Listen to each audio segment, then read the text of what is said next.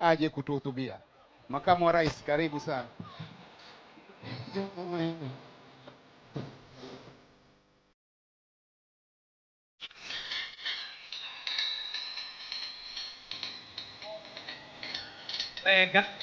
Huyu gavana ametangaza, siatangaze pesa yake kwanza huyu gavana wetu. Huyu gavana Gangari. Atangaze asitangaze.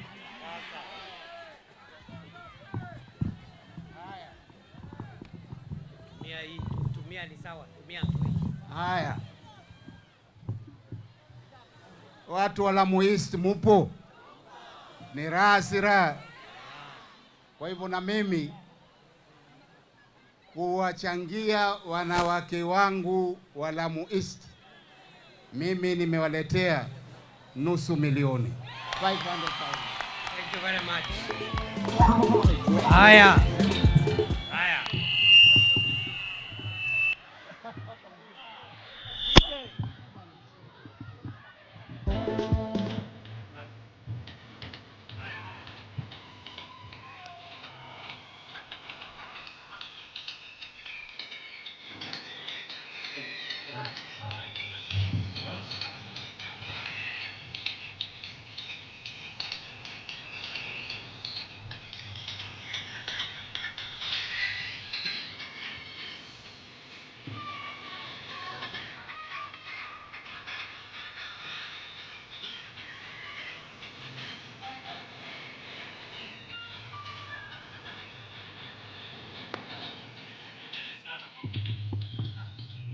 Gavana jamaliza. Haya. Najua gavana akija huja na watu wake. Mheshimiwa Mohamed Mbwana amenishindikiza na 20,000.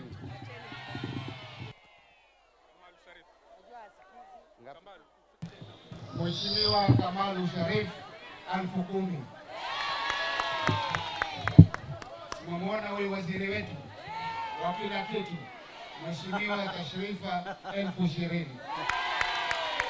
Mirasira Ahmed Lo, huyu chief officer wa Lands 10,000.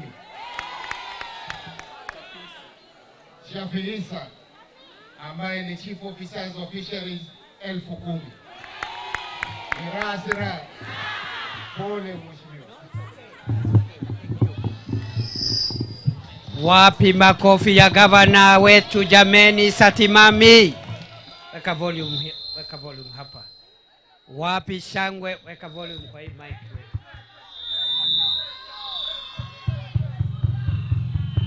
Wapi shangwe na vigelegele kwa gavana Satimami jameni? Tutam. Faza hoi.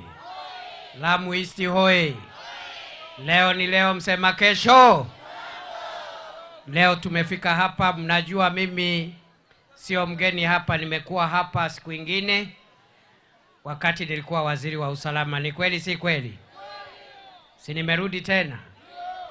Kwanza kabisa niwashukuru wakazi wa Lamu East kwa kutupokea hapa Faza kwa furaha na shangwe.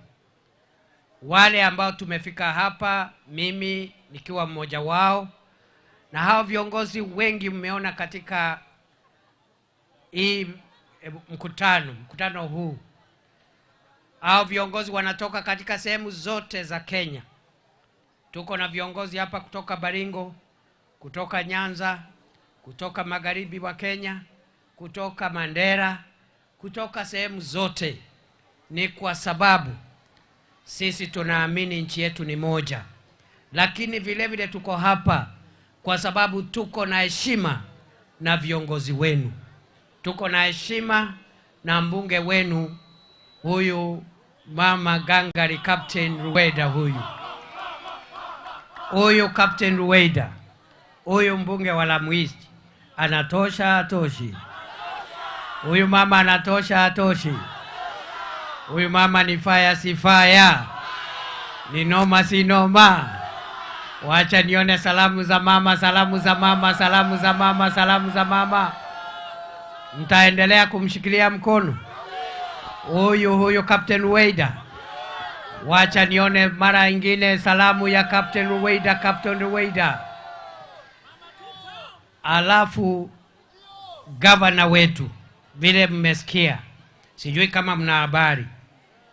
Unajua pale katika chama cha UDA tuko na party leader ambaye ni rais.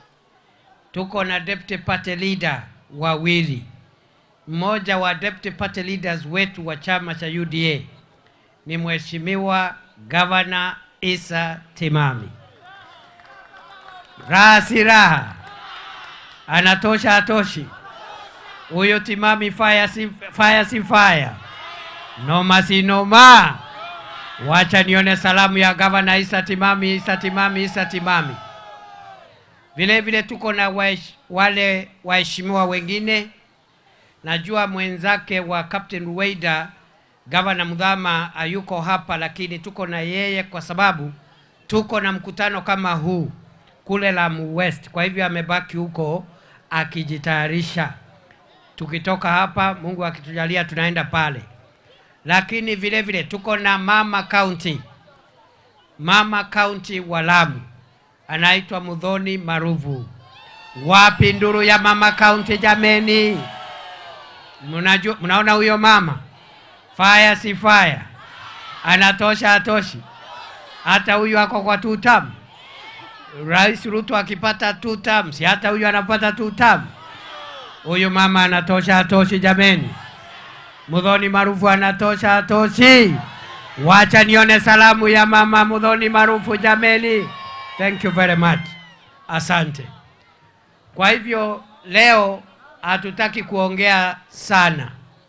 Tumekuja hapa kuwakilisha Rais William Ruto. Na tuko hapa kujiunga na akina mama na wananchi, wanabiashara wa hapa Faza na Lamu East, ili kuwaweka jeki katika biashara zao ndogo ndogo. Kwa sababu mwananchi wa mashinani akipata support kidogo, kama ni mama na ako na biashara ya stock ya shilingi 5,000, akipata msaada kupitia hafla kama hii, hiyo stock iongezeke, itoke 5,000 ifike 10,000, huyo mama amesaidika na familia imesaidika. Kweli si kweli jameni? Si ni kweli jameni? Unajua sana akina mama wanajua kuchunga pesa vizuri, kutunza hela. Hata hela yao kidogo inakuwa na manufaa zaidi. Sisi wanaume tujifunze pia. We don't do very well. Sisi wanaume ukipata hela kidogo unachelewa kufika nyumbani. Lakini mama akipata hela kidogo anaenda nyumbani mapema, na kutakuwa na chakula, mzee atakula, watoto watakula, na hiyo jamii itakuwa sawa sawa. Kweli si kweli? Wamama hoye! Wamama hoye!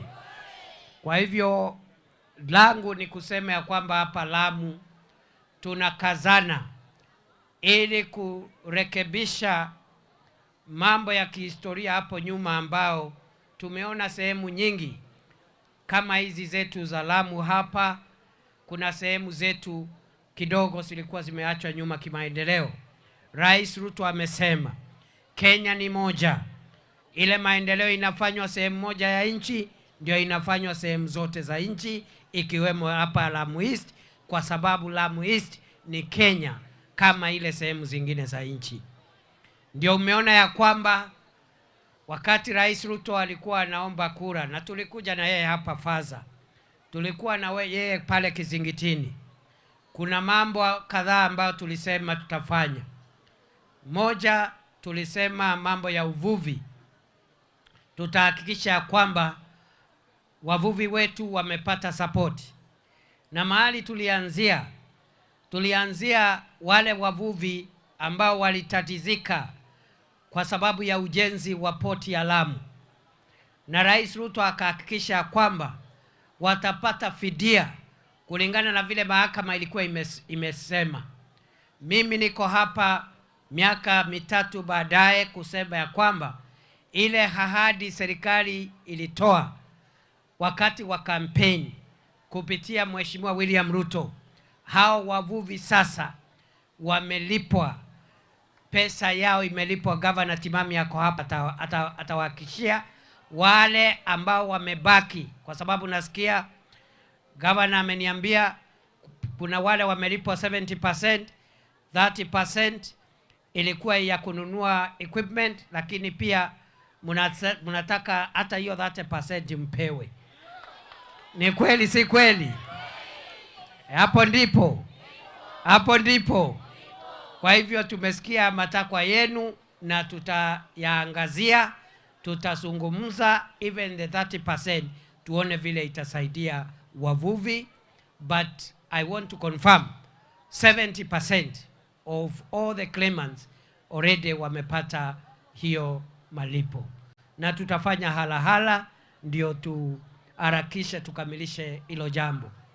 Jambo la pili, tulisema wavuvi samaki wengi uoza, na uoza kwa sababu hakuna mahali pa kuhifadhi.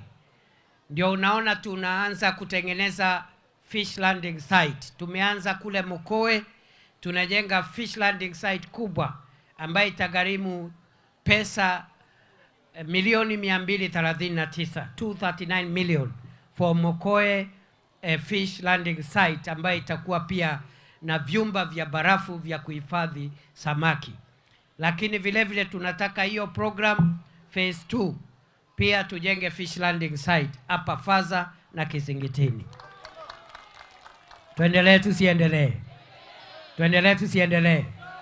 Vile vile tumesema wale wavuvi wetu ambao wako kwa beach management units wapewe support na serikali, and we have already started providing grants to beach management units. Ndio wale wavuvi wakiwa katika vikundi vyao vya beach management units wapate msaada wa serikali, wapate hela ambayo ni grant, sio loan, ya kupanua biashara yao ya uvuvi, pesa mfukoni, tuinua uchumi wa nchi yetu.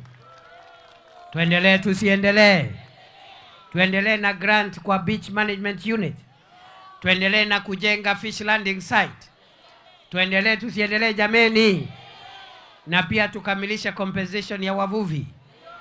Vile vile hapo tukiwa pale, ule ambaye ni waziri wa uvuvi na mambo ya uchumi samawati, Mheshimiwa Ali Hassan Joho, ambaye anatoka hapa Pwani, ameagizwa atafute zile boti za nguvu, boti kubwa ambazo ni za kisasa kwa wavuvi wa Lamu, Tana River, Kilifi, Mombasa na Kwale.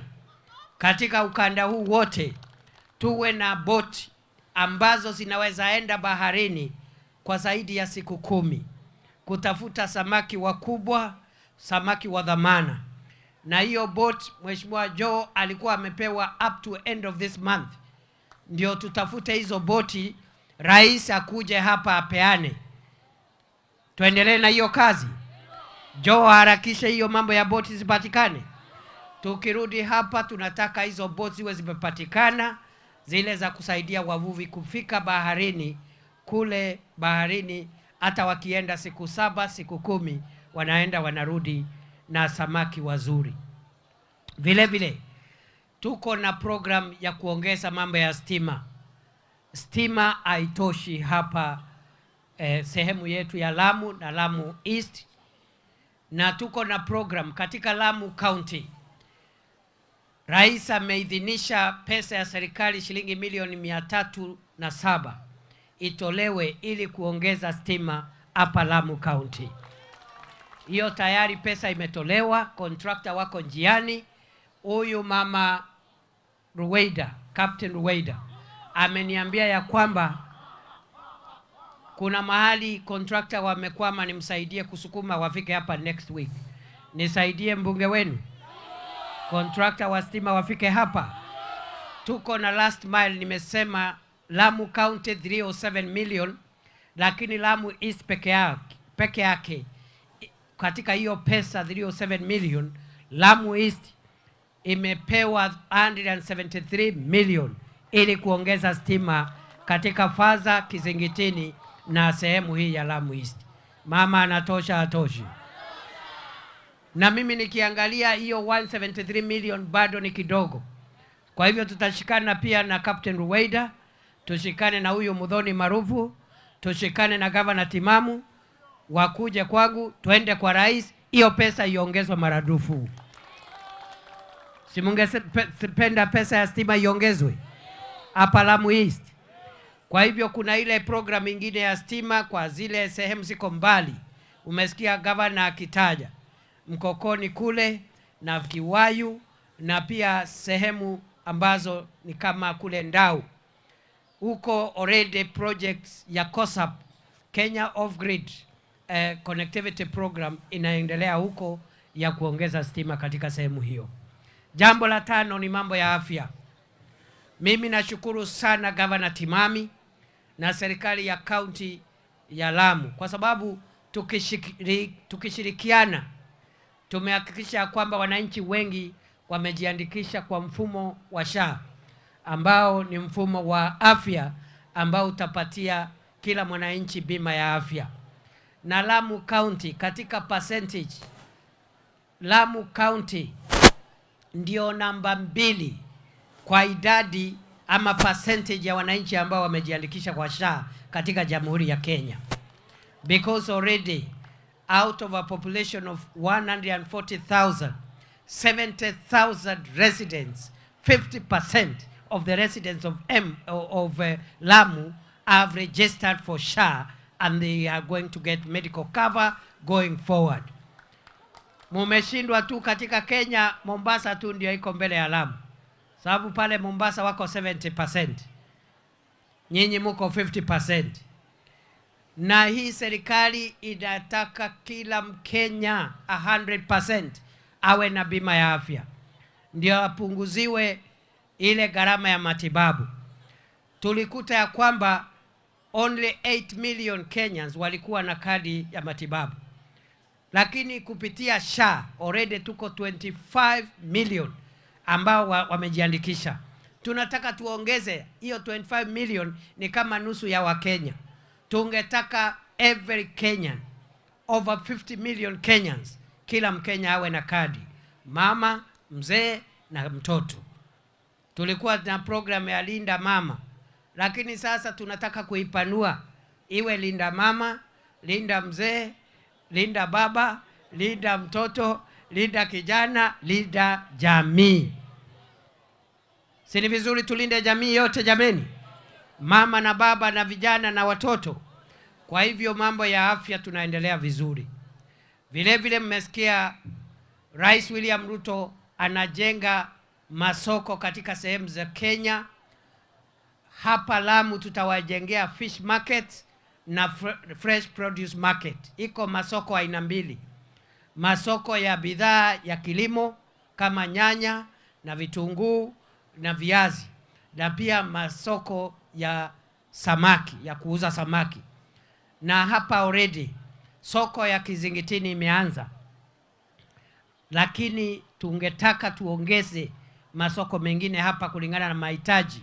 Soko kule Mokoe imeanza, soko ya Hindi kule Lamu West imeanza. Ile soko imebakia ambayo tunataka kuanza katika muda wa mwezi moja ni soko ya Mpeketoni. Na tutaendelea kujenga masoko ya bidhaa vya kilimo na masoko ya samaki vile vile, kwa sababu ya uvuvi na uchumi samawati. Vile vile tuko na program ya manyumba ya bei nafuu ambayo inaendelea, na program zingine nyingi. Wacha nitaje jambo lingine moja ambalo linabidi sisi tuseme tu tamu. Unajua ya kwamba hapo awali hakuja kuwa na mpango mzuri wa kutafutia vijana ajira, na vijana wengi wanasononeka nyumbani, wanakuwa tatizo kwa wazazi kwa sababu ya kukosa ajira na kukosa matumaini. Na ndio umeona ya kwamba tuko na mbinu sasa kama 5 za kuongeza ajira. Jambo la kwanza, wale ambao wamesoma tunawaajiri, wale ni walimu, wale ni polisi ya majeshi. Tunaendelea kupanua idadi ya wale ambao tunaajiri ambao wako na masomo. Mmejua ya kwamba hapo awali kabla Rais Ruto akuwe rais, tulikuwa tunaajiri walimu 4,000 peke yake ama 5,000 kwa mwaka katika Kenya. Lakini miaka 2.5 ambayo imepita, tumeshaajiri walimu 76,000, idadi kubwa zaidi ya walimu tangu Kenya ijichagulie uhuru imeajiriwa wakati wa utawala wa William Ruto. Na mwezi wa Disemba tutaongeza walimu wengine 24,000 ili idadi ifike 100,000 ya walimu wa taifa la Kenya. By December, we'll have employed almost 30% of all the teachers ever employed in Kenya since independence. Because we have about 300,000 teachers, and already in 2.5 years, we have employed 76,000, and by December we'll have employed 100,000. Lakini tunajua vijana wengine labda wanataka kazi aina zingine. Ndio umesikia rais amesema kutoka leo, kutoka lini ile program ilikuwa imetatizika ya kazi mtaani, Climate Works, inaanza kufanya kazi leo. Na ni katika Kenya nzima ikiwemo hapa Lamu East. So mtafuteni Mheshimiwa Ruweida, ako na taarifa ya kwamba from today the Climate Works kazi mtaani program inarejea katika Kenya mzima vile rais alitangaza siku ya madaraka. Tuendelee tusiendelee? Si mungetaka vijana wapate kazi mtaani hii ya Climate Works, watusaidie kusafisha miji na kupanda miti, na hao wapate hela jioni na wapate hela mwisho wa wiki. Vile vile hii program ya affordable housing ya manyumba nafuu na masoko ni njia ingine ya kuongeza ajira kwa vijana wetu. Vile vile tuko na program ya kazi mtandaoni ambao tunatafutia vijana kazi mtandaoni. Ndio naona hapa Faza iko TVC ya Lamu East, iko pia Huduma Center. Hizi zikikamilika, hii TTI imekamilika, lakini Huduma Center bado inajengwa na mheshimiwa hapa. Ikijaa tutaweka kompyuta pale ili vijana wetu wajitafutia ajira pale mtandaoni kupitia ile program ya kazi mtandaoni. Kuna vijana tunatafutia kazi ama ajira katika nchi za ng'ambo kupitia program inaitwa Kazi Majuu. Na Rais Ruto amesema bora kijana amepata contract ya kwenda kufanya kazi ugaibuni, kama hana pesa ya kutafuta passport, kama hana pesa ya kununua tiketi ya ndege, serikali kupitia Youth Enterprise Fund itampatia pesa ya kulipa tiketi ya ndege na ya kulipa passport. Ndio hiyo nafasi ambayo amepata huko izikosekane. Tuendelee tusiendelee kutafutia vijana wetu kazi? Kazi Majuu, kazi mtaani, kazi mtandaoni, na wale tunaajiri kwa public service tunaajiri. Hiyo ndio program ya kutafuta ajira. Jambo la 6 ni mambo ya usalama. Mnajua ya kwamba hapa Lamu kumekuwa na shida ya usalama kwa siku nyingi. Na mimi nashukuru Mungu kwa sababu Rais Ruto alinipatia nafasi kuwa waziri wa usalama wa taifa kwa miaka 2. Katika hiyo miaka 2 hakuna kaunti ambayo mimi nilitembea zaidi ya hapa Lamu. Hakuna kaunti nilitembea. Safari nyingi zilikuwa za wananchi, lakini safari zingine zile nyingi zilikuwa security meeting ama kwenda kutembelea wale askari wetu ambao wako kule makambini ambao wanafanya kazi ngumu ya kupigana na magaidi. Na katika hiyo miaka 2 mimi nilitembea hapa Lamu County mara 21, 21 visits in 2 years. Hakuna county ingine. Zile zingine 10 times, 3 times, 2 times, lakini Lamu 21 times. Na mimi nashukuru wakati nilitoka pale, By the time I left tulikuwa tumekandamiza wale majangili kiasi. The attacks that were happening on the Garsen Witu Mokowe highway ilikuwa imepungua, na zile attacks zilikuwa kule sehemu za Kiunga na kule kwingine. Bado tuko na hatari ya mambo ya terrorism ama ugaidi, lakini tumedhibiti usalama kiasi, and I know waziri mpya na wale wengine wenzangu ambao wako katika hiyo sekta ya usalama wataangalia Lamu na macho yote mawili, ndio usalama usiweze kusoroteka tena. Tuendelee tusiendelee? Tuendelee namna hiyo ya kulinda usalama wa Kenya, ikiwemo usalama wa Lamu. Vile vile hapa Lamu, mnajua ya kwamba tangu dunia iumbwe, hii dunia ya Mwenyezi Mungu, hamkukuwa hapa Lamu East na barabara hata moja ya lami, hata kilomita moja. Na Rais Ruto ndio aliahidi akasema safari hii lazima tujenge barabara ya kwanza hapa Lamu East ya lami. Hiyo barabara imeshatangazwa, contract imepeanwa, lakini contractor amezembea kidogo. Mheshimiwa Ruweida, Governor Timami na huyu Mama Marubu wiki iliyopita wamekuwa pale ofisini kwangu na nimewafanyia appointment, ndio next week waende kuona rais, hiyo barabara isonge haraka. Ndio hii barabara isonge, kwa sababu kilomita 30 ile tunataka kujenga hapa Lamu East, ambaye itaunganisha hiyo barabara ya kutoka kunaitwa Mtangawanda mpaka Kizingitini, 30 kilometers. Tuendelee tusiendelee? Tuendelee namna hiyo. Kwa hivyo tuko na program kubwa ya kusimama na wananchi wa Kenya wote ili tuhakikishe hakuna sehemu imebaki nyuma.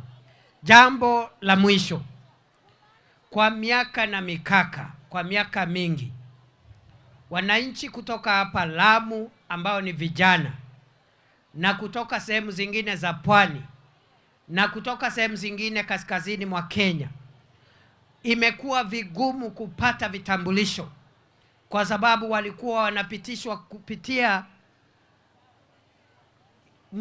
utaratibu mrefu ambao ulikuwa unaitwa vetting ama kuchunguzwa. Rais Ruto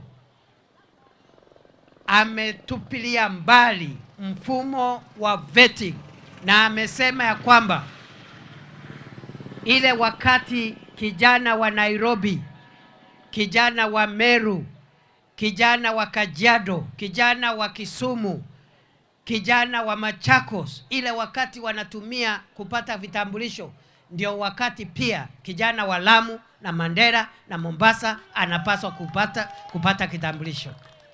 We cannot have two systems. Hatuwezi kuwa na ubaguzi ati kuna wale wanapata vitambulisho haraka na Wakenya wengine wanapitishwa kupitia utaratibu mrefu. Vetting imetolewa, malipo ya vitambulisho imetolewa. Raha si raha jameni, raha si raha. Kwa hivyo nikimalizia wenzangu, ukisikia tunasema two term, tunasema two term ili barabara yetu ya kutoka Mtangawanda kwenda Kizingitini ijengwe na ikamilike. Tukisema two term, tungetaka soko la Kizingitini likamilike, soko la Mkowe likamilike, Hindi na kule Mpeketoni. Tukisema two term, ni wale wananchi wa Lamu 70,000 70,000 ambao wako na kadi ya matibabu, hiyo idadi iongezeke, the entire population ya Lamu iwe na vitambulisho.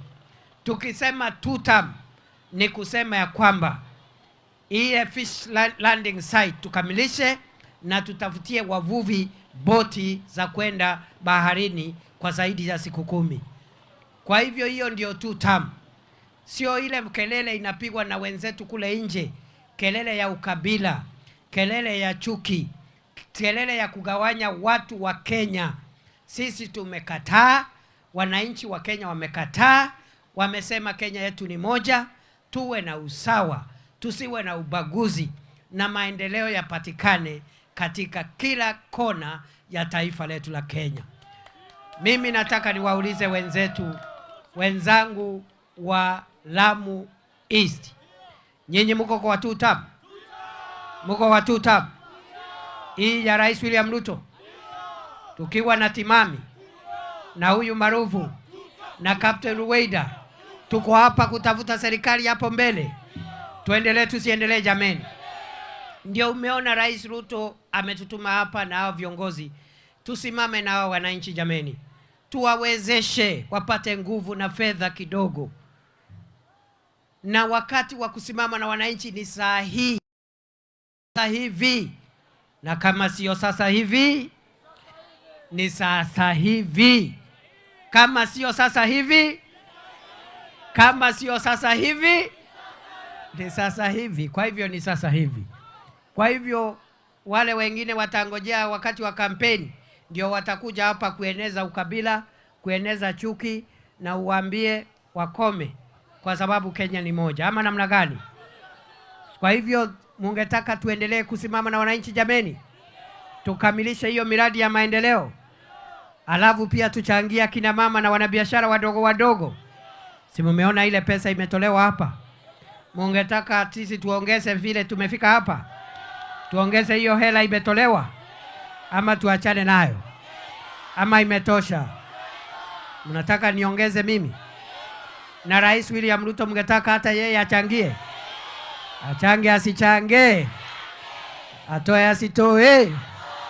Wacha nione wanasema Rais William Ruto pia atumane hapa atenga changa yake. Nitangaze nisitangaze? Nitangaze nisitangaze? Niseme nisiseme? Kwani munaongea kama mko na fununu ni pesa ngapi rais ametumana? Mnajua? Mnakaa kama mnajua? Mnajua? Mimi naona mnajua ni kama 40,000. Ni kama 50,000 hivi. Ni nyingi zaidi. Aongeze ifike 100,000. Hiyo ni kidogo. Karibu. Wapi makofi ya Speaker Wetangula, Wetangula? Mnajua huyu Speaker anatosha atoshi? Speaker Wetangula anatosha atoshi? Hata huyu ni wa 2 term. Ile ya William Ruto na Moses Wetangula na Isa Timami na sisi Captain Ruweida na sisi zote tuko hapo. Wacha nione salamu ya Wetangula. Sasa Speaker, bila utafanya wewe, nikimaliza ndio utaita wabunge wale wamebaki. Ama unatakaje? Ama unataka tumalize tukiwa pamoja? Pass. Haya, sawa Speaker. Bas, mnataka nitangaze pesa ile rais ametumana naye? Kwani ni 200,000? Ni 250,000? Ni 300,000? Mumekataa? Na ikifika 500,000 kama ya Timami, mumekataa? Si hata Timami ametoa 500,000? Si hata Ishungwa ametoa 500,000? Ifike 600,000? 600,000? 700,000? 700,000? 800,000? Mumekataa? Aongeze. Mudosi aongeze. Wacha nione wanasema Rais William Ruto aongeze. Kwani mnataka ifike 900,000? Lazima ifike huko mbele. Ifike milioni. Hiyo inatosha Haitoshi? Kwa nini mko na mbona mmekaza mdosi yangu hivi? Kwa sababu ni 2 term. Aongeze kwa sababu ni 2 term. 2 term ya ukweli. Nikisema harambee basi mnasema 2 term. Harambee. William Ruto. Leo ni leo, msema kesho. Na ikifika 1,100,000 na 100,000, 1,100,000 200,000, bado mtu ya 2 term aongeze. Mtu ya 2 term aongeze. Acha nitangaze ile pesa rais amenituma nayo, kwa sababu nikiendelea kuuliza maswali nitajiweka taabani. Ama namna gani? Kwa hivyo Rais William Ruto ametumana kwa wakina mama na wanabiashara wadogo wadogo wa hapa Lamu East, kwa heshima ya wananchi na heshima ya Captain Rueda na heshima ya Timami na heshima ya Muthoni Marufu, shilingi 1000. Hamtaki maneno ya maelfu, mnataka ya milioni kuendelea mbele. Kwa hivyo rais amenituma na shilingi milioni 3. Wacha nione salamu ya rais, salamu ya rais, salamu ya rais, salamu ya rais, salamu ya rais. 2 term, 2 term, 2 term. Thank you very much. Asante sana. Lamu East hoye. Fasa hoye. Kizingitini hoye. Lamu East hoye. Lamu hoye. Niko na swali. Niulize. Si mimi nimeleta pesa ya rais? Nimeleta pesa ya rais? Si nimeleta? Sio inatosha? Haitoshi? Haitoshi? Lazima nifanye kitu. Hata mimi. Mumesema hivyo. Wacha nione wale wanasema Deputy President hata yeye afanye kitu jameni. Wengine pale wanasema hawataki. Wacha nione wale wanasema Deputy President afanye kitu jameni. Ala? Ni sawa, nimekubali, lakini mjue mimi pesa yangu sio kama ya rais, yangu ni ya Deputy President hapa chini. Si ndio? Mimi si rais, mimi ni deputy. So hata nikitoa 100,000 inatosha. Na 200,000, 300,000. Kwa nini mnanikaza hivi? Si nimewaongelesha vizuri jameni? Lazima nifanye kitu. Kwa sababu gani? Kwa sababu ya 2 term. Ni 2 term, si 2 term. Wacha nione wale wanasema ni 2 term, 2 term, 2 term, 2 term, 2 term. Hii 2 term ni ya ukweli, Ni ya ukweli kabisa. Salala.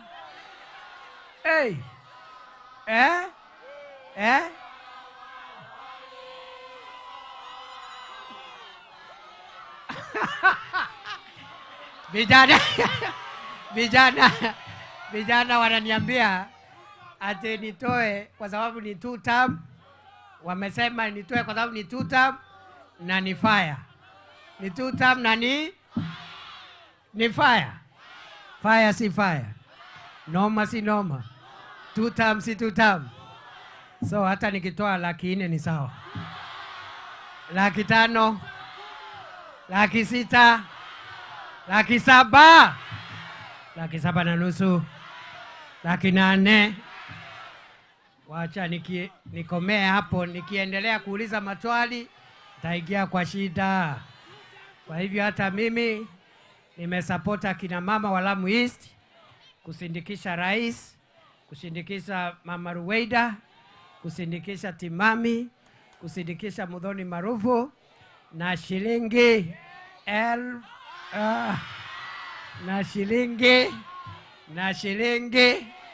milioni 1.5. Wacha nione salamu.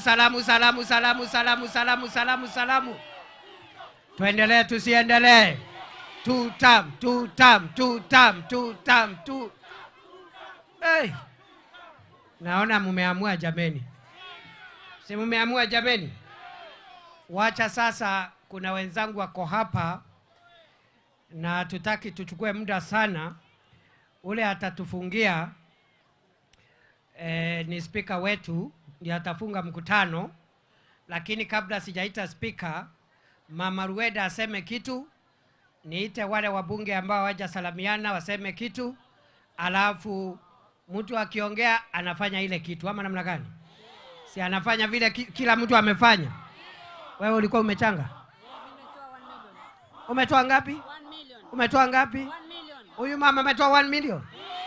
Wapi nduru ya mama Ruwaida jameni? Well done.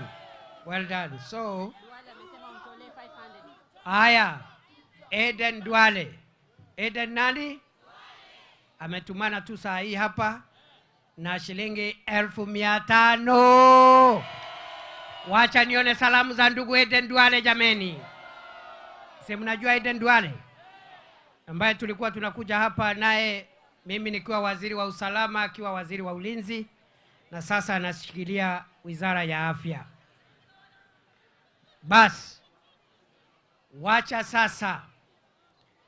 We Captain Ruwaida, ulikuwa unataka kusema kitu, si useme ndio niite wale wengine ambao hawajaongea. Wapi nduru ya Captain Ruwaida? Kuna kitu ulikuwa unaniambia last week na nimesahau, nikumbushe. Mambo ya generator. Mambo ya Generator. Rais alisema na anajua pesa zinatoa wapi za kutengezea hii further station ya KPLC. yeah. Anasema atatufanyia dehybridization. Yes. Lakini tukingojea dehybridization, stima zinatusumbua, tunafanyiwa rationing. Tukaomba generator ije, tupewe generator angalau itushikilie kiasi ya kupata hiyo dehybridization. Very good. Yeah, that's I remember. Mungetaka serikali ilete generator ndio stima isiwasumbue? Wangapi wanakubaliana tutafute generator jameni? Asante. Na ingine nasema sisi kina mama tukiangalia wanaume hatuangalii makeup. Tunaangalia pochi. Hey, mama. Kwa mwanamke ndio anaweza jipamba akaficha uzee. Lakini kwa wanaume tunaangalia hapa sasa. Hatuangalii makeup, tunaangalia makeup. Mama ni fire. Tunaangalia kile anatoa, sio? Hatuangalii mambo ya ufisadi kiwembe, sawa? Tutakula maneno sisi? Hapana. Tutakula maneno? Hapana. Hizi pesa ndio zitusaidie. Tumeona wanaume hapa. Ndio wamesema. Hawa wametuonesha makeup. Hapana. Haya, asante. Asante. Very haya. Thank you very much. Wacha sasa nimuite dadangu Mheshimiwa Muthoni Marufu, women rep wetu wa Lamu. Wapi nduru ya mama Muthoni jameni?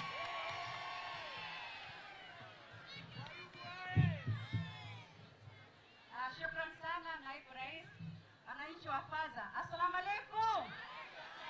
Jamani, yambo. Hebu fanyeni hivi nione wanipenda. Naibu rais, mimi sizungumzi sana. Amesema wanaume waangaliwi makeup. Tuangalia makeup kweli? Na mimi nataka nimwambie naibu rais hapa Pwani, sisi hatujawahi sikia mwanaume wa raundi moja. Mshasikia? Raundi moja mwanamume? Sisi kwa pweza na kwa Daudi na Yasmini. Sasa tukifanya mambo hayo, Yasmini ni hii, Daudi si ni huu, na pweza si ni hii. Raundi ni ngapi? Ngapi? Hata kama ingewezekana ngapi? Hata usiku uisha, au sio? Ama mwasemaje?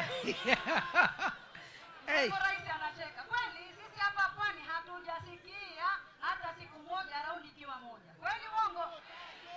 Sasa yule jamaa mfisadi anawezana na huyu naibu rais? Huyu naibu rais ni noma si noma? Ni faya si faya? Fire. Hebu nione faya ya mheshimiwa naibu rais. Naibu rais, sisi hapa hususan Lamu East hakuna tashwishi kabisa. Mimi nikiziangalia hizi kura ni za Ruto. Basi mimi sina mazungumzo mengi, maana jana nilikuwa hapa, nimelala hapa, tushaongea.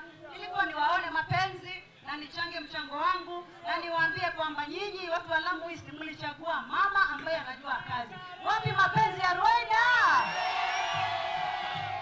Nyinyi mnajua kazi, si kweli?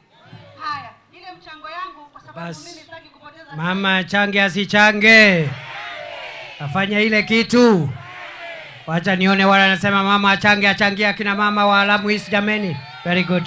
Na kwa sababu tumemfundisha naibu rais mambo ya asmini, mambo ya vilua, mambo ya kukiza udi, mambo ya kunywa pweza.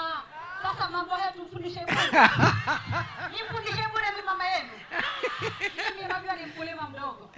Nitatoa zangu 200,000. 200,000. Thank you very much mheshimiwa. Nilikitoa zangu 200,000 naibu rais. Wewe ni ndugu yangu, ni rafiki yangu. Unaniongeza ngapi na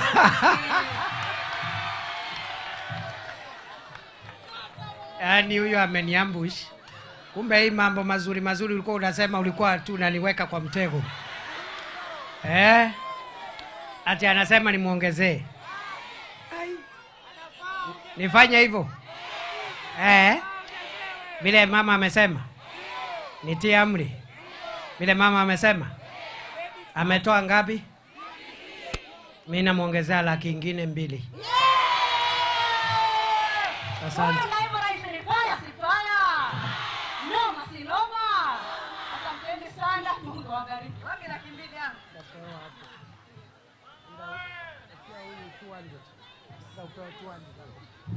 Tuendelee tusiendelee? Huyo pesa ya Muthoni mheshimiwa imefika 400,000 kwa sababu amesema tumuongezee. Utapewa hapo. Haya, huyu Duale huyu, wamjua Duale? Na mimi nilimpigia simu asubuhi Rueda, akaniambia kwa sababu yako ni 500,000, lakini kwa sababu ya mama county ambaye amefundisha mambo mazuri, anaongeza 300,000. Wow. Very good. Thank you. So imefika ngapi sasa hiyo? 700. Wapi nduru ya huyu mama jameni, mama Muthoni? Thank you very much. Bas. Wacha sasa niite Mheshimiwa Mohamed kutoka Mandera. Wapi nduru ya Mheshimiwa Mohamed kutoka Mandera jameni? Dakika moja. Assalamu alaikum. Ni raha si raha. Tumefundishwa raha. Haya, asanteni sana kwa sababu mdosi wetu anasimama hapa. Sisi hatutaki kuongea. Unajua kenye serikali anafanya ni mdosi ametuambia, sio? Kazi yetu ni kusindikisha wadosi wetu, na wametuonyesha umoja ya kutembea pamoja. Si mmesikia mimi nimetoka kule Mandera. Tulikuwa nao Mandera, tukatembea nao kila mahali na tumekubaliana tuendelee tukue kitu kimoja. Ndio tumefukuza wale walikuwa wanatufukuza mambo ya ukabila. Vile tumewafukuza, tumewaletea profesa. Si umeona kukaa pamoja? Faida ya kukaa pamoja si umeona hapa? Leo mumesikia mambo ya market, mumesikia mambo ya barabara, mumesikia mambo hata ya generator. Si umeona?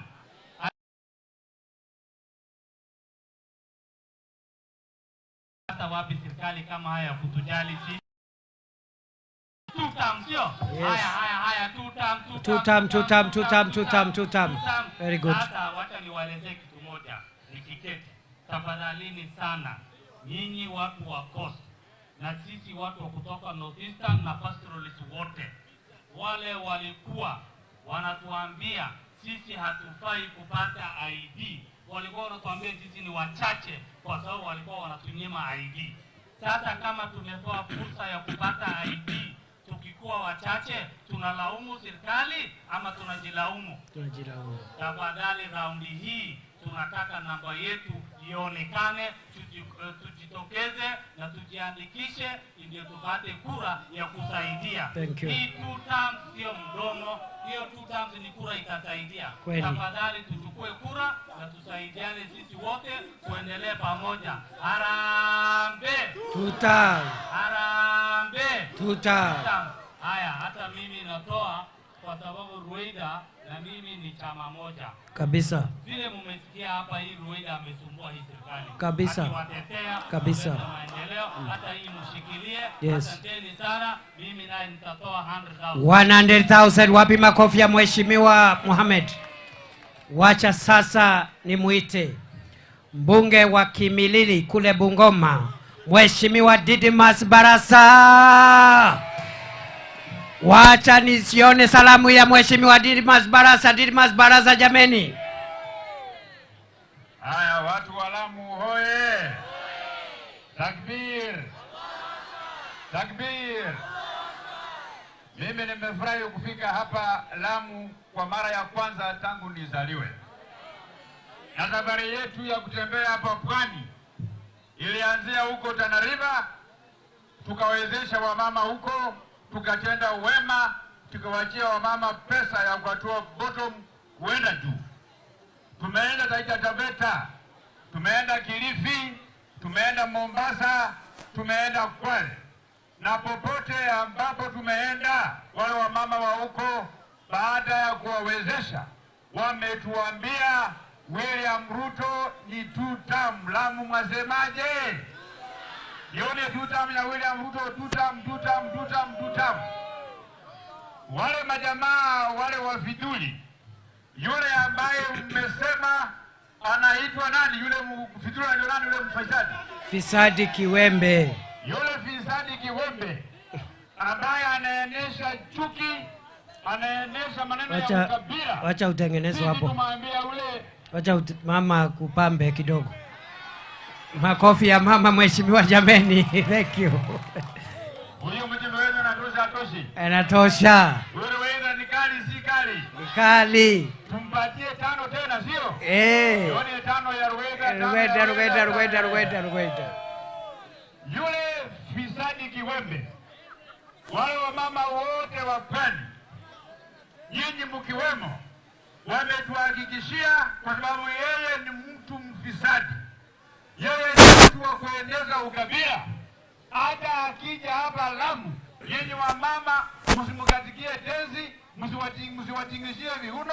Hao ni watu bure, hao ni watu waende wasiende. Waende. Wakwende wasikwende. Wakwende. Yoni wa kusema hao waende wakiendanga. Asanteni sana, mimi natoa shilingi 1,100. 100,000. Thank you very much. Patiana hapa mheshimiwa. Makofi kwa mheshimiwa Didibas Baraza tena jameni.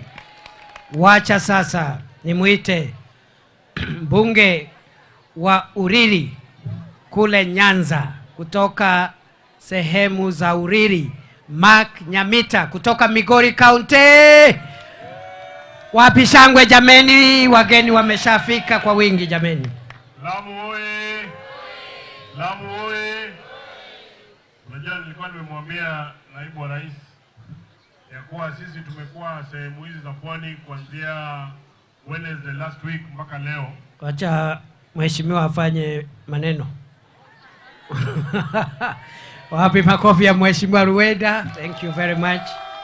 Asante sana mheshimiwa captain. Nimemwambia tumekuwa hapa kuanzia last week on Wednesday, kuanzia kule Tana River na leo tumefika Lamu. Ni kama wiki moja mimi nimekuwa nikizungumza Kiswahili. Nikamwambia nikimaliza leo, kwa sababu unajua mimi natoka kule Nyanza na Kiswahili si mdomo chetu, kama sijakufa kufikia leo nimeolewa na Kiswahili, basi mimi na kama nafika kama miaka 150. Utaishi kweli. Lakini kwa kutembea kwetu huku kwa kaunti zote za pwani, mimi nimegundua kitu moja, naibu wa rais. Kumbe saa zingine ukiwa umekaa nyumbani unaweza ona huko na barabara ukadhania pande zingine za nchi ziko na barabara. Kumbe unaweza kuwa mahali wewe uko na stima ufikirie wengine wako na stima. Wewe unaweza kuwa uko na maji ufikirie watu wengine hawana maji. Vile nimetembea mpaka hapa Lamu, barabara ya kwanza serikali hii ndio inataka kuwatengenezea tangia Kenya ipate uhuru. Sasa mtu akija hapa kuambia watu wa Lamu watu wasipigie huyo rais kura, mtakubali? Akikuja hapa sasa anawatengenezea stima pia nyinyi mpate stima kama nchi pande zingine, mtakubali hiyo mambo? Wangapo wanasema Rais William Ruto lazima afanye muhula ya pili. Nipe kidole namna hii, nipe kidole namna hii. Sisi tunasema kama sisi watu wa Migori hatukumpigia huyu rais kura, lakini naye akatujumuisha katika serikali hii, akapatia vijana wetu kazi kule, na vile anafanya maendeleo hapa Lamu ndivyo hivyo anafanya kule Migori. Vile anafanya kule Migori ndiye anafanya mpaka kule Tharaka Nithi. Na nchi kote iko viongozi ambao hawataki nchi yote pande zote zipate maendeleo. Na sisi tunasema ule kiongozi anatuweka pamoja, tunaendelea kukaa kama Wakenya, huyo ndo tunakaa naye. Wangapi wanasema tukae na Rais William Ruto? Hivyo. Huyo mheshimiwa Captain Rueda huwa anawatetea sana kule bunge. Nami ameniita, hii ni mara yangu ya kwanza kufika hapa Lamu. Na pia mimi nimekuja nitamzindikisha na shilingi 100,000. Wapi makofi? 100,000. Asante sana Mheshimiwa Mark Nyamita. Wacha sasa nimuite Mama Mheshimiwa Sabina Chege kutoka Murang'a. Wapi nduru na shangwe jameni? Wacha nione salamu za Mheshimiwa Sabina Chege.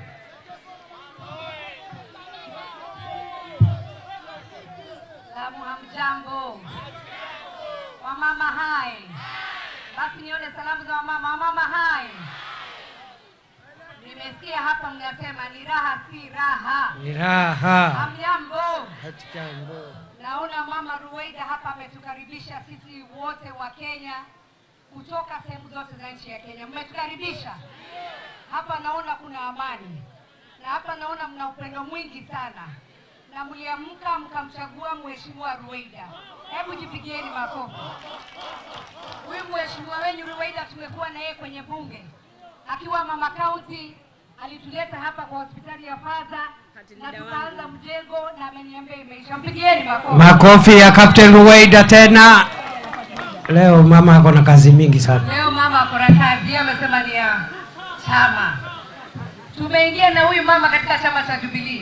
Na wakati tuliingia tulisema asiyekubali kushindwa sio nini? Sio mshindani. Na tukasema tutashikilia serikali mkono ili maendeleo ifike hapa kwenu. Mumeanza kuona dalili nzuri. Na tunasema dalili ya mvua ni mawingu. Barabara imeanza kutengenezwa na hospitali na stima, na sasa tumefika hapa ili tuwezeshe wamama. Mmetukubalia tukuje siku nyingine na nyingine.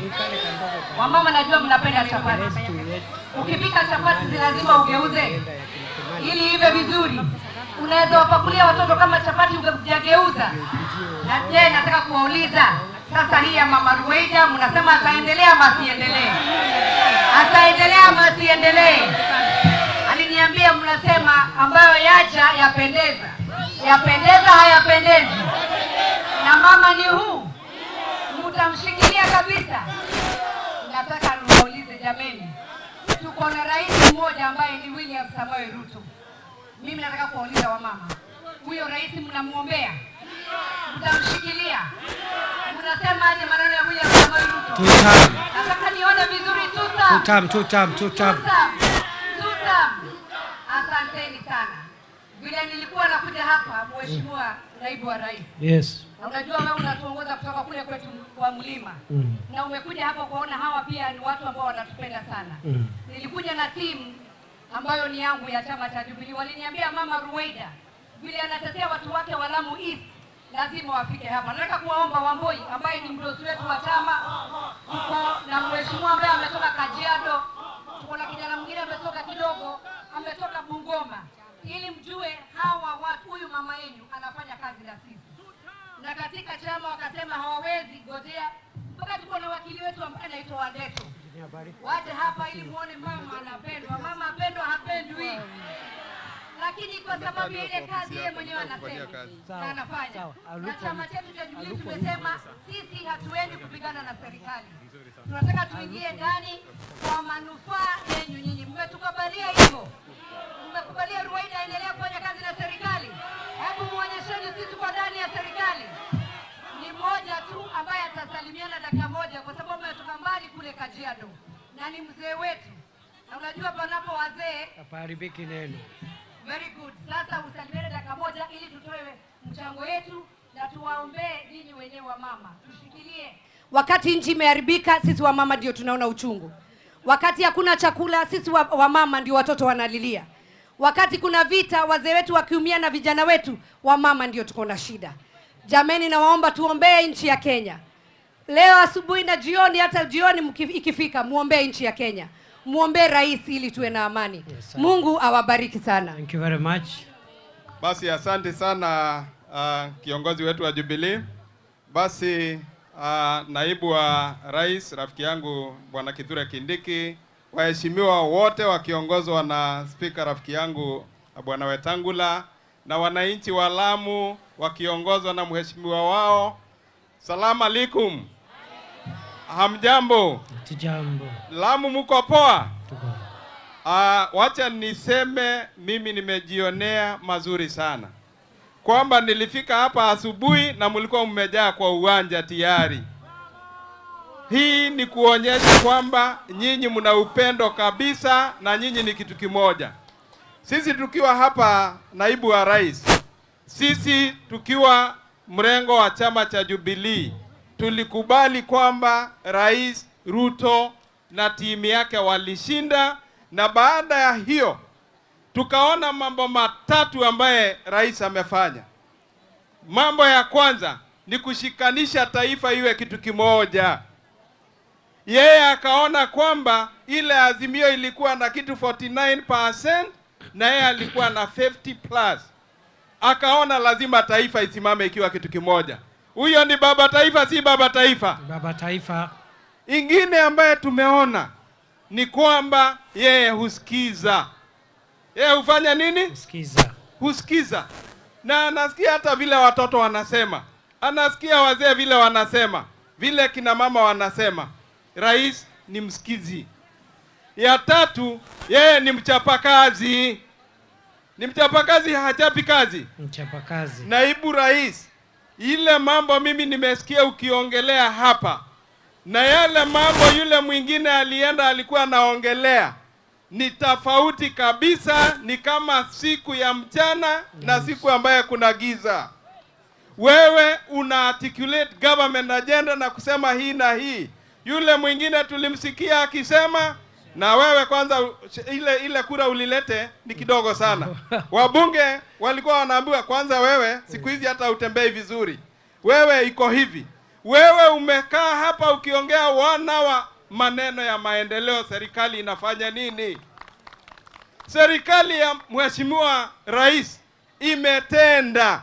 Kwa kaunti, mimi nikiwa senator tulikuwa tunapata bilioni 390. Wakati huu ni bilioni 450. Na zinaenda kwa serikali za kaunti. Hiyo si kazi kubwa? Ni kazi kubwa. Na nani alijinyang'anya hiyo pesa ndivyo iende pale? Si ni national government amenyang'anya? Si tunasema Mungu ambariki na ni 2 term. Thank you. Thank you very much. Sawa, sasa tutoe mchango, si ndio? Haya, huyu mheshimiwa ambaye pia ni wa Jubilee alitoa 1,100. Na mimi nimemletea captain. Wamama mliambia captain nikuje hapa, si ndio? Na nitarudi tena. Ili sasa tuzungumze ya wamama peke yetu. Saa zile hatuna wageni wengi. Mimi nileta zawadi yangu ya shilingi 200,000. Thank you very much. Thank Alafu you. hao wengine wananiongezea kutoka Kajiado 50,000. Mositet. Mositet. Peter Mositet. Kutoka Nakuru huyu anaitwa Wamboi, mrembo si mrembo, ameleta 50,000. Well done. Kutoka Nyeri, umeona pia watu wa Nyeri wako kwenye serikali. Na huyu ni wakili, mkimwona hapa uone hivi tu. Huyu ni wakili mkubwa wetu, naye ameleta 50,000 shillings. Thank you very much. Thank you. Huyu alileta 100. Mungu awabariki sana. God Tunawapenda bless you. sana. Makofi ya Mheshimiwa Sabina na timu ya Jubilee jameni.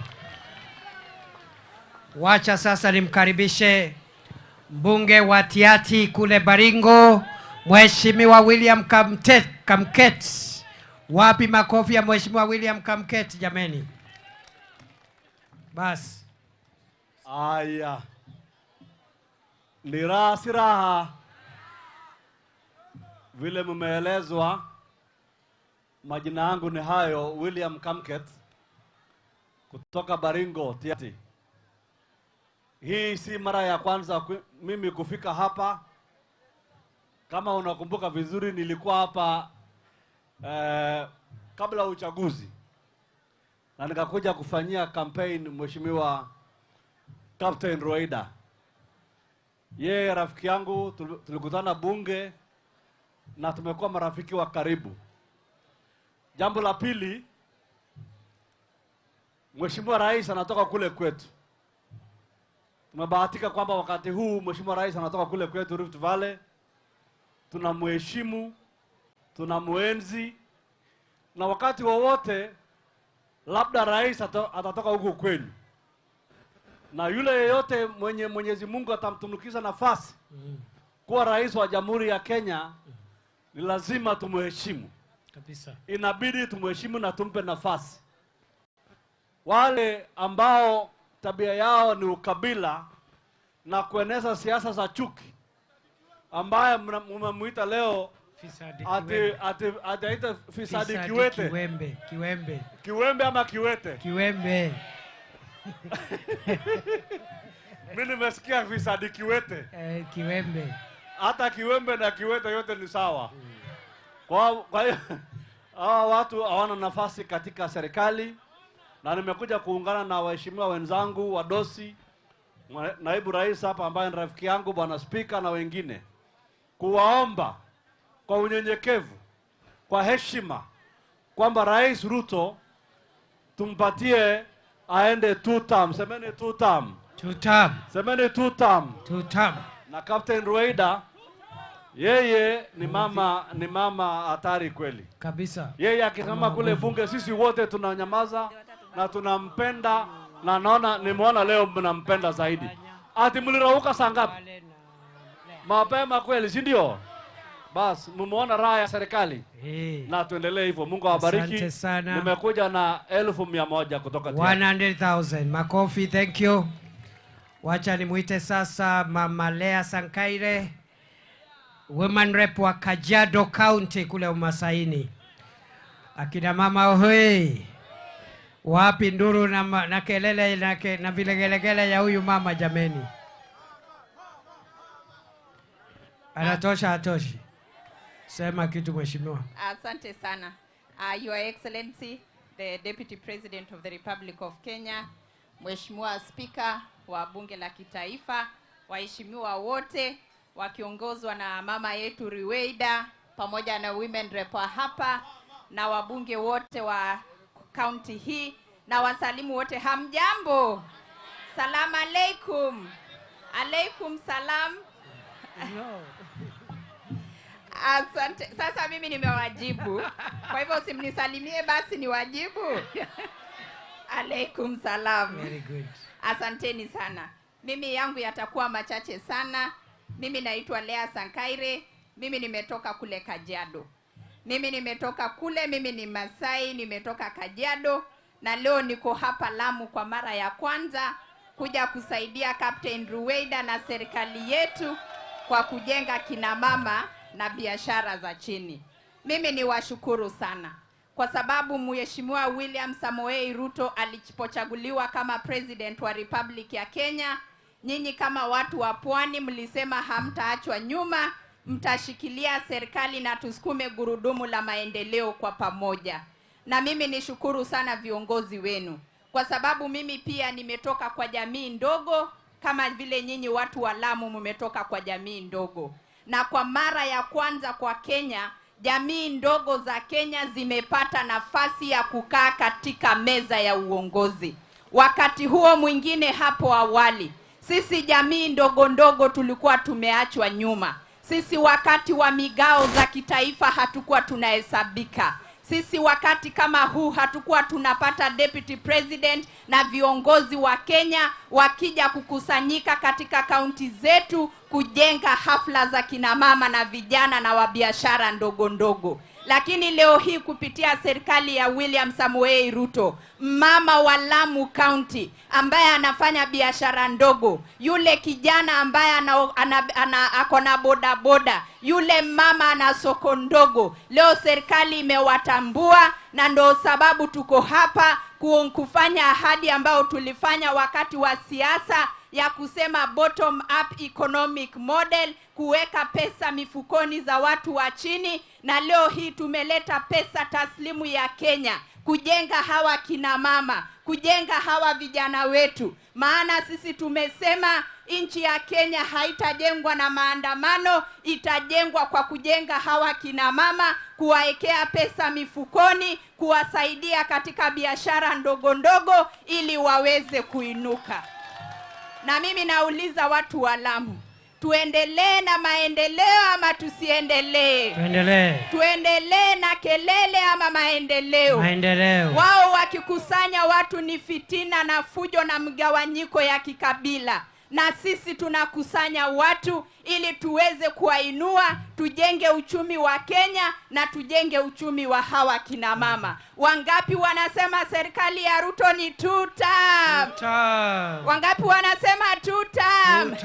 Wakipiga kelele tunafanya maendeleo, wakipiga midomo ya mikabila na kutugawa kwa makabila, sisi tunasema serikali ya Ruto ni ya maendeleo, ni ya mwelekeo, ni ya mwananchi mdogo, ni ya sisi wote tujenge taifa letu la Kenya. Kwa hayo machache, asanteni sana. Turudi tena Lamu tusirudi? Turudi Lamu tusirudi? Asanteni sana. Mimi kutoka Kajiado, napenda huyu Mheshimiwa Rueida, tuko na yeye katika komiti moja, nimelete mchango wangu wa shilingi 100,000. Asanteni. Thank you very much Mheshimiwa. Wacha sasa niite mbunge wa Nambale kule Busia, karibu na Uganda huko. Anaitwa Mheshimiwa Geoffrey Mulanya. Wapi shangwe na vigelegele ya Mheshimiwa wa Nambale jameni? Sema dakika moja Mheshimiwa. Lamu oye! Asalamu alaikum. Aya, asante sana. Mimi naitwa Geoffrey Mulanya, mbunge kutoka Nambale huko Busia. Mnajua Busia? Na sisi pia tumesema tufike hapa Lamu tuone watu wa Lamu wanakaa namna gani. Na naibu wa rais, nikubalie niseme mimi shida za watu wa Lamu, hasa watu ambao wanaishi border point, ambaye rais ametatua mambo ya vitambulisho. Sisi huko Busia tulikuwa na shida kama hiyo, na tunaambia rais asante, hakuna watoto wetu kuulizwa maswali. Si hata hapa mmefurahi? Si mmefurahia kupata vitambulisho bila maswali mingi? So tunasema kwamba rais ameleta mpango mingi, rais ameunganisha nchi. Sasa Kenya ni moja, hakuna Kenya ingine tofauti. Wale ambao wanahubiri mchafuko hapa, wale ambao wanasema watu waandamane, wauane, hao ni wafisadi, hao ni wafidhuli, watu ambao wapendi nchi yao. Sisi tumekuja kama kabila moja ambayo inaitwa Kenya, na tumekuja kusaidia hapa. Asante. Mimi pia nachangia Mama Rueida. Nimekuja kama nimechelewa. Mama Rueida, afadhali nikubalie, natoa mchango wangu 50,000. Asante sana. Thank you very much Mheshimiwa. Huyu anaitwa Mheshimiwa Emmanuel Wangwe kutoka Navaholo, Kakamega County. Wapi makofi ya Mheshimiwa Emmanuel Wacha nione salamu ya Mheshimiwa Emmanuel. Amuna akina mama jameni. Wapi salamu ya Emmanuel Wangwe, Emmanuel Wangwe, Emmanuel Wangwe. Thank you. Asante sana naibu wa rais. Watu wa Lamu mlembe. Basi nilikuwa nataka kusikia kama iko watu mnafanana na mimi. Naona hapa ni kama nyumbani. Naibu wa rais, nikushukuru kwanza kunipa nafasi ya dakika moja ili niweze kusalamia watu wa Lamu. Kwa hakika leo ni siku yangu ya kwanza kufika Lamu. Na Mheshimiwa Rueida tumetembea naye since 2013.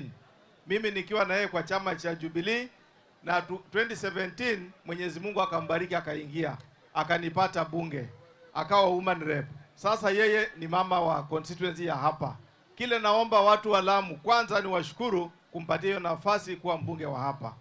Cha pili na cha mwisho, nataka kuwauliza swali. Nyinyi hapa kama wamama, utamu wa mama kule kwetu tunasema ya mtoto. Ukipata mtoto unamshukuru Mungu, unasema hii imenifanya sasa mimi naitwa mama. Mimi nawauliza watu wa mama wa Lamu, mko na kadi ya SHA? Mumerejea na SHA? Mumerejea na SHA? Nataka kuwauliza hivi. Rais wa Jamhuri ya Kenya, Mheshimiwa Ruto, amekaa huko Nairobi, anafikiria wewe mama ya hapa vile utaweza kupata mtoto mahali pazuri, mahali ambapo mtoto akizaliwa analewa kama mtoto wa haki. Na yule mwingine anafikiria akiona wewe unapata kadi, anakuwekea rekodi ya Kasongo, ukatike Kasongo. Utazaa mtoto na wimbo ya Kasongo kweli? Huyo mtu tumwambie nini? Ashindwe. Cha pili, Mheshimiwa Ruto amefikiria na kupitia kwa naibu wa rais ametuhakikisha kwamba generator itapatikana hapa. Huyo muungwana tukishatengeneza generator, akikuja hapa, yeye ameweka koti yake kombo, maneno amejaza kwa mdomo, ni ya kulagai, kudanganya. Tumwambie ashindwe. Cha mwisho, naomba watu wa Lamu tupeperushe bendera ya Mheshimiwa William Ruto. Asante sana naibu rais. Mimi nimeomba nichangishe kwa Mheshimiwa Roida shilingi 50,000. 50,000 makofi. Mwisho wacha niite mbunge wa Kilifi Kaskazini ambaye pia ni naibu kiongozi wa walio wengi katika bunge la kitaifa, Mheshimiwa Owen Baya. Asante. Wacha nione salamu ya Mheshimiwa Owen Baya jameni. Thank you. Lamu oye. Sisi oye. Mimi naibu wa rais, nataka niseme maneno mawili kwa hawa wa Lamu. Mimi ni mbunge wa Kilifi North. Kilifi North iko na watu. Nyinyi mnajua ni watu wangu. Nyinyi ni watu wangu, si mnajua hivyo? Unajua naibu wa rais, hawa watu wa Lamu pia ni watu wangu. Manake wengi hapa kama hawana ukoo Watamu, wako na ukoo Kilifi, wako na ukoo Mnarani, wako na ukoo Shela. Si nyinyi ni watu wangu? Na nyinyi watu wa pwani kama mimi. Si ni watu pwani kama mimi? Na sisi watu wa pwani mwaka huu tumeamua. Hii serikali ni serikali ya William Ruto na sisi. Ama mnasemaje? Kwa mara ya kwanza katika toka dunia yumbwe, sisi watu wa pwani tumejumuishwa ndani ya serikali kisawasawa. Ndio hebu sojo. Ni hivyo ama sivyo? Ni kweli. Mimi Owen Baya ni deputy leader of majority. Mkiona Ichungo hapa, mimi ndiye mdogo wake ndani ya serikali. Si tunaelewana? Huyu Isa Timami huyu ni naibu wa kiongozi wa chama cha UDA, chama cha William Samoe Ruto. Huyu Timami huyu. Ali Hassan Joho, mpwani mwenzetu, yuko kwa serikali ya Wilson Kingi ambaye alikuwa gavana wa Kilifi. Yeye ndiye spika wa bunge la Seneti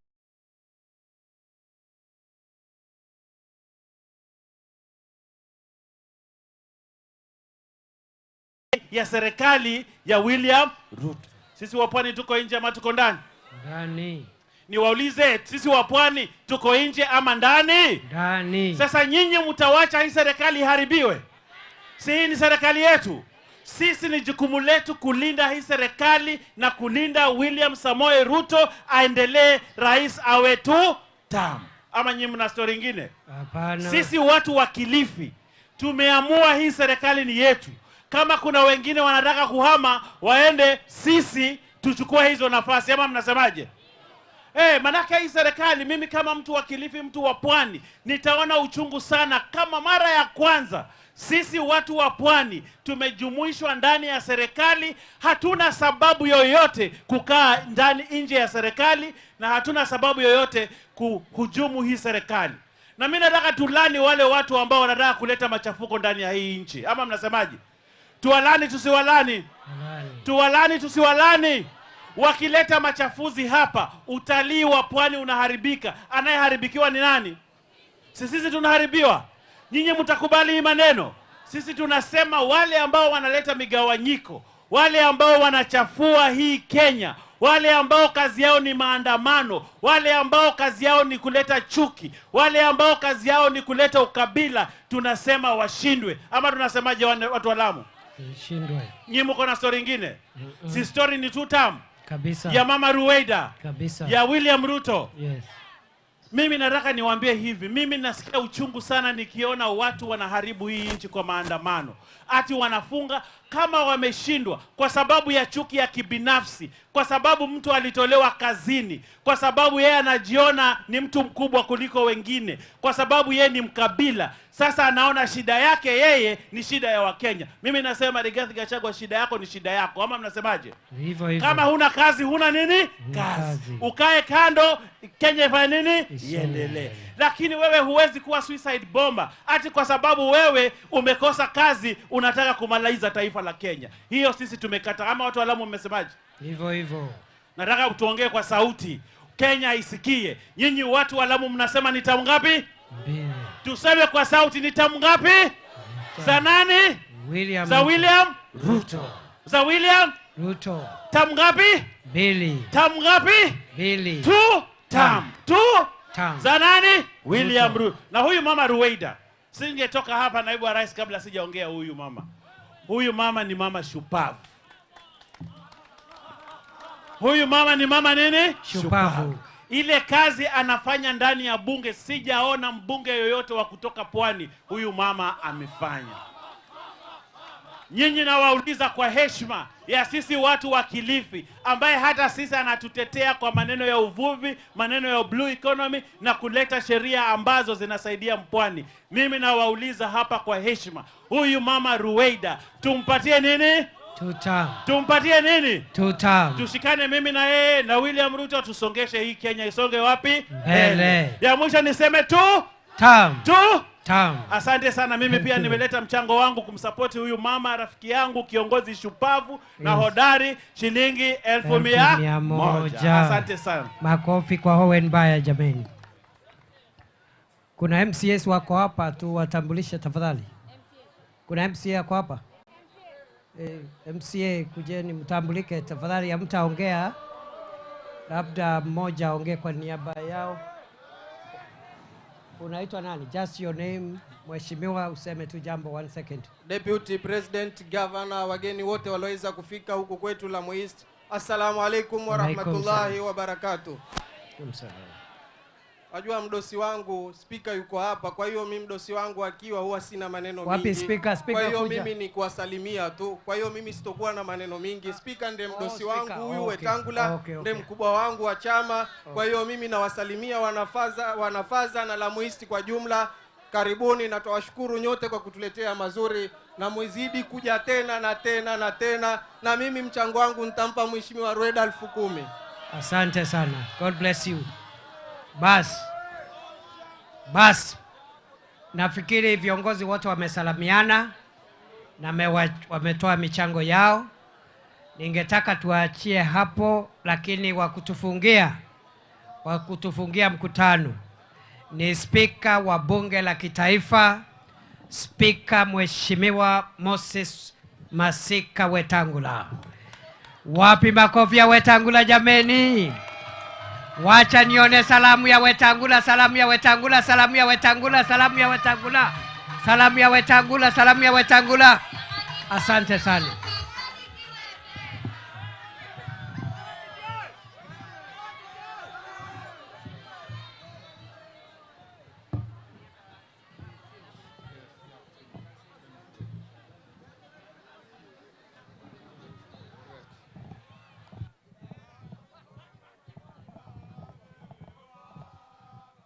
Asante sana naibu wetu wa rais, wakili Profesa Kithure Kindiki, ndugu zetu wa Faza, ndugu zetu wa Lamu, asalamu alaikum. Nimekuja hapa kwa mwaliko wa mbunge wenu Mama Ruweida, mama mwenye maono, mama mchapakazi. Kule bunge huyu mama akisungumuza, unajua watu wa Lamu East mlichagua, kwa sababu kila siku hata ukitaka kumwambia nyamaza mama, wengine waongea, nasema bwana Spika, lazima Lamu isikike hapa. Ameleta mswada juzi wa wildlife ya kusaidia watu wetu mpaka hapa Lamu, umepitishwa. Unangojea mimi kupelekea rais aweke kidole. Yeye anaweza hawezi? Anaweza hawezi? Pia nyinyi watu wa hapa ni watu wazuri sana. Mlimchagua bwana Simba, si mnamjua? Kwa chama changu cha Ford Kenya. Ikafanya tukamnominate huyo kijana Fad na mama mwingine kutoka kule Lamu Town. Leo tumekuja hapa kusaidia kina mama. Na nikija hapa, mimi nina furaha kubwa sana. Gavana wenu huyu Isa Timami, tulisoma na yeye chuo kikuu, alikuwa nyuma yangu. Iko rafiki yangu hapa anaitwa Abbas, alikuwa balozi. Abbas tulisoma na yeye, na mimi nikiwa foreign minister nilimchagua kwenda kuwa balozi wetu kule Iran, na akafanya kazi mzuri sana. Sasa mimi niko nyumbani kwa sababu nyinyi ni ndugu zetu, nyinyi ni dada zetu, na lazima tufanye kazi pamoja. Message yetu ni moja tu. Hii Kenya yetu lazima tuheshimiane. Kuna wengine wetu wanafikiri kama wao si viongozi hakuna uongozi, na hiyo lazima tuikemee. Mimi natamani siku moja rais wa Kenya atoke hapa Lamu kwa sababu ya ukosefu wa ukabila. Tusungushe uongozi wa nchi. Hata mtu wa Lamu anaweza kuwa rais wa Kenya, hata mtu wa wapi Turkana anaweza kuwa rais wa Kenya, kwa sababu sisi zote ni jamii moja. Tukiwa hapa leo ni kuwaomba, tangu tupige kura, Rais William Ruto amekuwa kila mahali kueneza injili ya maendeleo, ya umoja wa nchi, ya kuchapa kazi. Mtamuongeza tamu ingine? Mtamuongeza tamu ingine? Hebu nione tu tamu ya Rais William Ruto. Nikisema William Ruto sema 10 bila break. William Ruto. William Ruto.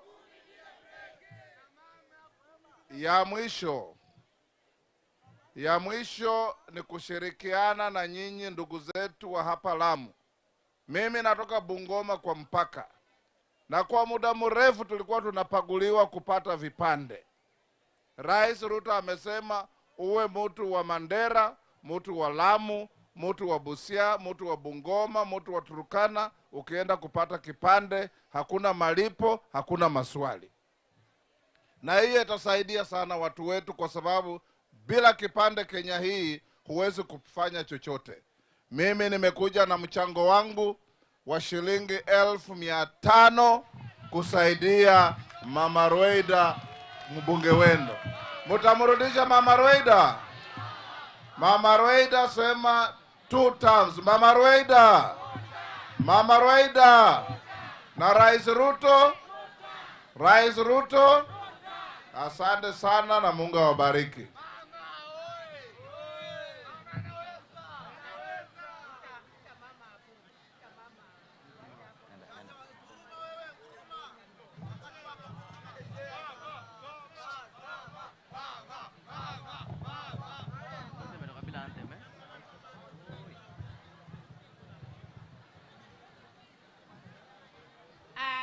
Nami nataka sasa nimshukuru Mwenyezi Mungu, lakini kabla hatujamaliza mkutano, nyinyi mnamjua my better half.